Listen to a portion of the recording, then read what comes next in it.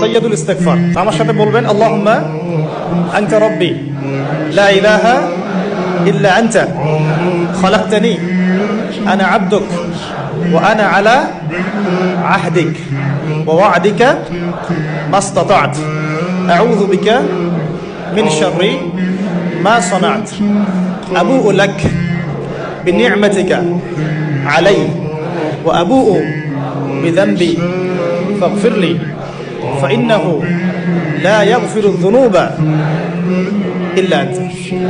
এই যে দোয়াটা আপনি করলেন, নবী সাল্লাল্লাহু আলাইহি ওয়াসাল্লাম বলেছেন যে এই দোয়া পড়ার পরে যদি কেউ সকালে পড়ে রাত্রের আগে মারা যায়, জান্নাতে চলে যাবে।